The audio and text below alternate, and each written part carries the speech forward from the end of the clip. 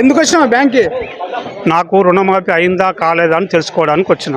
స్టార్టింగ్లో వచ్చిన, పోయిన నెల 28 తారీఖు వచ్చిన. తెలుసుకున్న మేనేజర్ని అడిగితే మీరు ఎక్కువ డబ్బులు కట్టాలండి, ఎక్కువ డబ్బులు కడితేనే మీకు మాఫీ అవుతుంది, లేకుంటే కాదన్నాడు. ఎంత కట్టాలి సార్ అంటే 1,31,000 కట్టమన్నాడు. నాది 3 లక్షల చిల్లర ఉంది. 1,31,000 పోయిన నెల కట్టిన. ఇప్పుడు రుణమాఫీ వచ్చిందా అని చెప్పని వచ్చిన, రాలేదు. రుణమాఫీ రాలేదు. ఎందుకు రాలేదంటే సమాధానం లేదు. మేనేజర్ను అడిగితే ఏమంటాడంటే, సార్ మీరు ఎక్కువ డబ్బులు మీరు కట్టుకున్నారు కదా, మరి దానికి సమాధానం మీరు చెప్పాలి కదంటే మా దగ్గర ఏ సమాధానం లేదు, మీకు లీస్ట్ రాలేదు, అదే చెప్తున్నామంటాడు. మరి మేము ఎవరిని అడగాలి? రైతు వేదికకు పొమ్మంటాడు. రైతు వేదిక పోతే గదే సమాధానం. మేము ఎన్ని దిక్కులా తిరగలుగుతాం?